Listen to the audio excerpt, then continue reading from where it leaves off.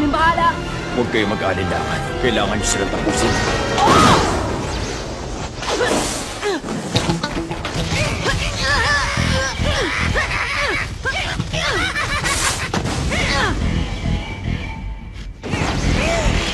Aaminin ko, may ibubuga ka, bata. Pero sige nga, subukan mo sa lagit tong sunod na gagawin ko para lang sa'yo!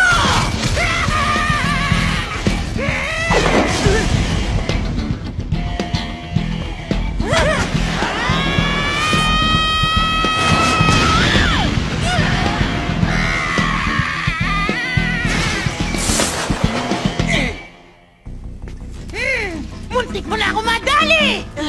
Mukhang mas malakas ka pa sa inakala ko. Nagulat ako dun ah! Napakalakas ng Chimera Ant na to. Ang tibay ng katawan niya. Maliksi siyang kumilos at parang matigas na shell ng insekto ang balat niya. Ano namang iniisip mong susunod na gagawin, bata? Tama si Kite. Hindi ako pwedeng mag-alinlangan. Ano ba ito? Bakit may nakikita ko enerhiyang lumalabas sa katawan niya? Siguradong mas malapit ako sa kanya, mas masasaktan ako. Pero... Anong problema? Huwag mong sabihing natatakot ka sa batang yan. Kapag hindi naman ako lumaban, kay Yunju naman ako malilintikan. Ang pinagmumula ng lakas ng isang ito, ang mga kamao niya. Siguradong nag-iipon siya ng enerhiya para magpakawala ng suntok na doble. Hindi! Ilan doble ng lakas ng uling suntok niya. Pwede rin naman peke lang yung suntok at maninipa talaga siya. Pero hindi, sa itsura niya yan, siguradong kamao niya ang gagamitin niya. Kung ganon, wala nang ibang paraan. Isasakripisyo ko lahat ng braso ko sa kaliwa para salagin ang suntok niya. Tapos lahat ng kanang braso ko nga hawak sa kanya.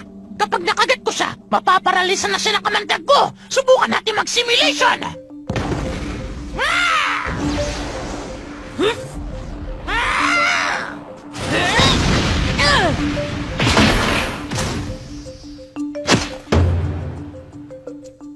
Walang problema. Kamao lang naman yan. Kahit gaano pa yun kalakas, basta handa akong salagin yun. Kaya ko to. Basta gayahin ko lang yung sa simulation. Una susugod ako tapos sasalagin ko ang suntok niya. Pagkatapos pipigilan ko siya sabay kagat. Walang kahirap-hirap. Jack! El! Tulad ng inasahan ko! Hindi ubra yan! Run! Ding!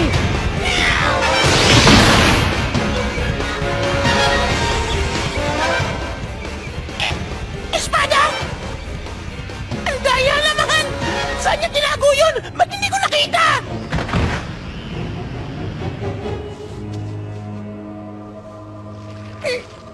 Pero pwede na rin. Hindi pa ako talo.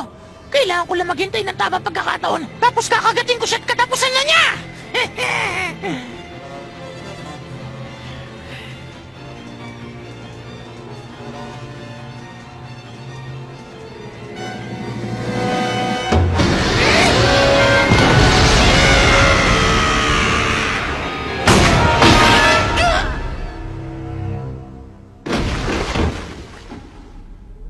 Huwag ka mapapanatag agad pagkatapos mong putulin ang katawan niya.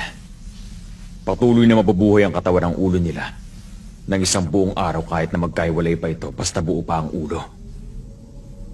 Ang pinakamainam gawin, durugin ang ulo nila. Mas maganda rin kung gagawin mo yun ng mas mabilis para naman hindi mo na kailangan tiisin ang kadaldalan nila, hindi ba? Ikaw yung nakita namin noon. Yan yung bumaril sa atin. Sa loob ng bibig ko, may roulette. Merong mga numero mula 1 to 9. May ibang sandata katumbas ang bawat numero. Ako ang tinatawag na Crazy Slot! Huwag niyong kakalimutan yon, mga bata! Tama na, alis. Ang weird ng nenability niya. Nagsasalita siya mag-isa? Mukha. Kung roulette ang ginagamit, ibig sabihin hindi mo mapipili kung anong sandata ang gusto mo? Oo. At saka, hindi ko pwedeng palitan o itago ang sandatang lumabas hanggat hindi ko to ginagamit. Nakakainis. Pero wish talaga ang payasong yun. Kung ganon, di bakit? Yun ang pinili mong kapangyarihan.